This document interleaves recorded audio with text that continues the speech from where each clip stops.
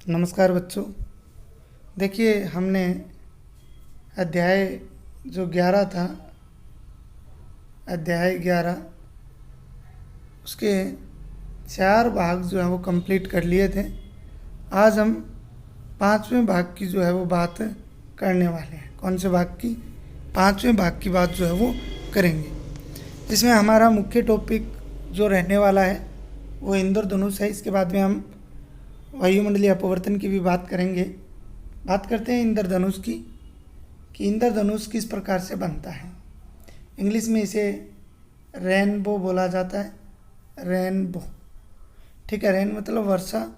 ठीक है, रेनबो की बात करते हैं, इंद्रधनुष की बात करते हैं। तो प्यारे बच्चों, आप लोगों ने भी इंद्रधनुष देखा होगा। जब बारिश हो जाती है और बारिश हो जाने के बाद में जब सूरज निकलता है, तो सूरज निकलने के बाद में हमें सूरज के विपरीत और एक 7 रंगों से बिखरी हुई जो है धनुष के आकार की संरचना दिखाई देती है, जिसे हम लोग इंद्रधनुष बोलते हैं। इसका कारण क्या होता है? तो देखिए बच्चों, ये वर्षा के बाद आकाश में जल के सूक्ष्म कणों में दिखाई देने वाला प्राकृतिक स्पेक्ट्रम होता है। अब कल मैंने ये बात बता दी थी कि स्पेक्ट्रम क्या होता है। स्पेक्ट्रम होता है श्वेत प्रकाश का अपने विभिन्न रंगों में विभक्त हो जाना। श्वेत प्रकाश का अपने विभिन्न रंगों में बंट जाना ही क्या कहलाता है? स्पेक्ट्रम कहलाता है। इसके लिए विब योर मैंने एक आपको शब्द भी बताया था, जिससे आप लोग जो है वो शब्द याद रख सकते हो। जैसे जो शब्द था वो ये था, विबज्योर, जिसमें वो violet, indigo, blue, green, yellow, orange और रेड कलर जो है, ये इनका क्रम जो था वो कलम आपको बता दिया था। तो जैसे ही वर्षा होती है, वर्षा के बाद में जो सूक्ष्म जल के सूक्ष्म कण हैं वो प्रिज्म की तरह काम करते हैं। किसकी तरह काम करते हैं? प्रिज्म की तरह काम करते हैं। देखिए पहले इसको बताता हूँ आपको, पूरा इसको सुनिए। ये वर्षा के पश्चात आकाश में जल के सूक्ष्म कणों में दिखाई देने वाला प्राकृतिक स्पेक्ट्रम है।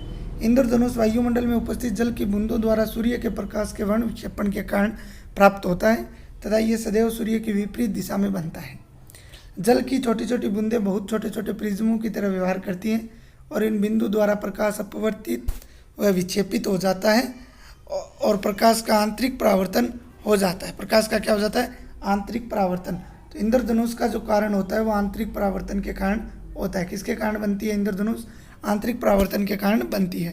तथा बूंद से बाहर निकलते समय प्रकाश पुनः अपवर्तित होता है तथा प्रकाश के वर्ण विक्षेपण व आंतरिक परावर्तन के कारण विभिन्न वर्ण प्रेक्षकों के नेत्रों तक पहुंच जाते हैं। तो प्यारे बच्चों, सीधी सी बात है, जब वर्षा हो जाती है और वर्षा हो जाने के बाद में क्या होगा? सूक्ष्म बूंदें रहती हैं वातावरण में। ठीक है, इन सूक्ष्म बूंदों पर क्या होगा?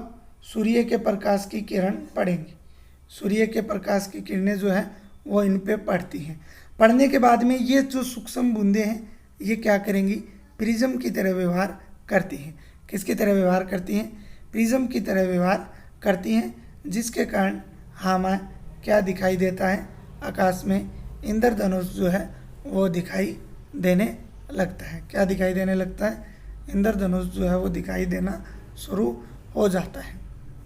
इस प्रकार से हमेशा ही ध्यान रखना, इंद्रधनुष जो होगा वो सूर्य के विपरीत दिशा में होगा। सूर्य के किस दिशा में होगा? विपरीत दिशा में, क्योंकि सूर्य की किरणें उन सूक्ष्म बूंदों पे जाएंगी और उसके बाद में उसके दूसरी दिशा में क्या बनेगा? उन किरणों का विक्षेपण होगा, जिसके कारण हमें इंद्रधनुष सूर्य के विपरीत दिशा में दिखाई देगा। जब हम सूर्य की तरफ पीठ करके खड़े होंगे तभी हमें ये दिखाई देगा। ठीक है, तो ये आपके इंद्रधनुष था।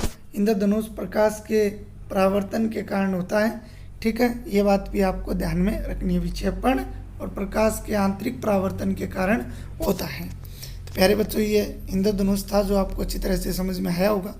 इसके बाद में हमारा जो टॉपिक रहेगा वो रहेगा वायुमंडलीय अपवर्तन। कौन सा टॉपिक है?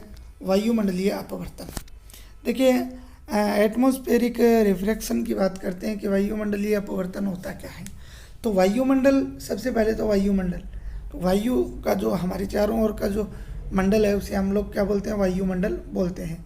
और ये एक पारदर्शी माध्यम की तरह कार्य करता है। किसकी तरह? ट्रांसपेरेंट की तरह जो है वो कार्य करता है, पारदर्शी की तरह क्या करता है, कार्य करता है, जिसके कारण प्रकाश किरण का जो अपवर्तन है वो आसानी से हो जाता है। किसका अपवर्तन हो जाता है? प्रकाश किरण का अपवर्तन जो है वो आसानी से हो जाता है। और प्रकाश किरण का इस वायुमंडल में जो अपवर्तन होता है, प्रकाश किरण का जो वायुमंडल में क्या होता है, अपवर्तन होता है, उस घटना को ही क्या बोला जाता है, वायुमंडलीय अपवर्तन बोला जाता है। क्या बोला जाता है? वायुमंडलीय अपवर्तन बोला जाता है। अब बात कर लेते हैं वायुमंडलीय अपवर्तन के कारण क्या होंगे, किस कारण वायुमंडलीय अपवर्तन जो है वो होता है। तो प्यारे बच्चों, वायुमंडल में उपस्थित जो गर्म वायु है वो अपने ऊपर की ठंडी वायु की तुलना में हल्की होती है। ध्यान से सुनना इस लाइन को, कई बार प्रश्न कर लिया जाता है कि वायुमंडल में उपस्थित गर्म वायु अपने ऊपर की ठंडी वायु की तुलना में हल्की होती है या भारी होती है। तो देख लीजिए, मान लीजिए ये वायुमंडल है, ठीक है। इस वायुमंडल में अगर हम लोग बात करते हैं किसकी, वायुमंडल में उपस्थित गर्म वायु, मान लीजिए ये गर्म वायु है, इसके ऊपर की ठंडी वायु, ये ठंडी वायु है, ठीक है, ये तो ठंडी है और ये क्या है, गर्म है, की तुलना में अगर बात करें तो ये क्या होगी, हल्की होगी। ये क्या होगी, हल्की होगी। मतलब गर्म वाली क्या होगी, हल्की, जो नीचे की ओर होगी वो क्या होगी, हल्की होगी। तथा इसका अपवर्तनांक भी ठंडी वायु की अपेक्षा क्या होगा, थोड़ा कम होगा। अपवर्तनांक भी क्या होगा, अपवर्तनांक भी क्या होगा, कम होगा। मैंने बताया था 1/, जो तरंग दैर्घ्य है, इसका सूत्र जो होता है कल वाले वीडियो के अंदर आपको बताया था। इसके बाद में बात करें तो इस कारण से गर्म वायु में से होकर देखने पर वस्तु की आभासी स्थिति हमें प्रतीत होती है। आभासी स्थिति, मान लीजिए कोई वस्तु यहाँ पे है, इस प्रकार से, मान लीजिए मैं स्टार बना देता हूँ, ये यहाँ पे हम स्टार देख रहे हैं, लेकिन ये इसकी वास्तविक स्थिति यहाँ पे है, वास्तविक स्थिति ये है, लेकिन हम लोग इसको यहाँ से देख रहे हैं, ये आँख है हमारी, मान लीजिए इसको हम देख रहे हैं तो हमें ये यहाँ दिखाई दे रहा है, तो ये क्या कहलाता है,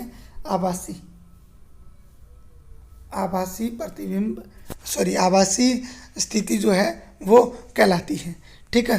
इसके बाद हम बात करते हैं इसके उदाहरण की। तो प्यारे बच्चों, उदाहरणों की जब बात करते हैं तो वायुमंडलीय अपवर्तन के एक उदाहरण की बात आज के इस वीडियो में हम लोग करेंगे। तारों का टिमटिमाना। प्रश्न आता है कि वायुमंडलीय अपवर्तन का उदाहरण बताइए। तो तारों का टिमटिमाना आप लोग दे सकते हो या प्रश्न पूछ सकते हैं। तारों का टिमटिमाना किसका उदाहरण है? तो वायुमंडलीय अपवर्तन का। देखिए इसमें होता क्या है, पृथ्वी के वायुमंडल में तारों के प्रकाश में वायुमंडल में प्रवेशित होने तथा पृष्ठ तक पहुंचने तक इस प्रकार का लगातार अपवर्तन जो है वो होता जाता है। तारे की आभासी स्थिति उसकी वास्तविक स्थिति से भिन्न दिखाई देती है।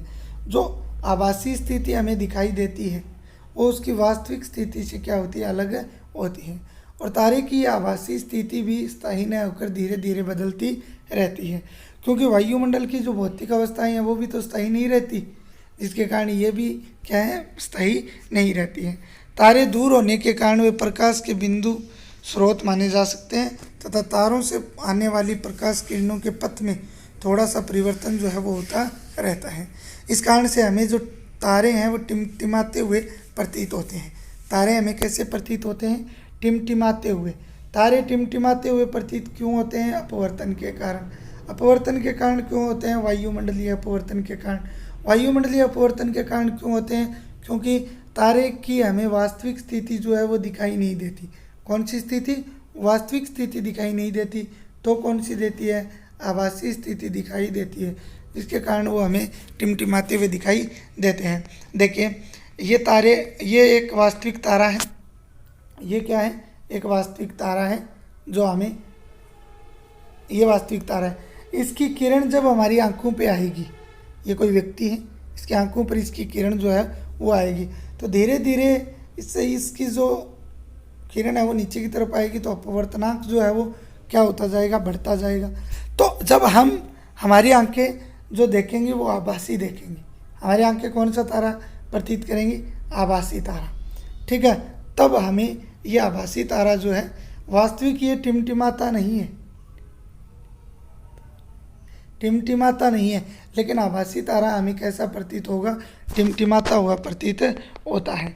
ठीक है, तो वायुमंडलीय अपवर्तन के कारण तारों की आभासी स्थिति हमें नज़र आती है। तो प्यारे बच्चों, आज के लिए इतना ही।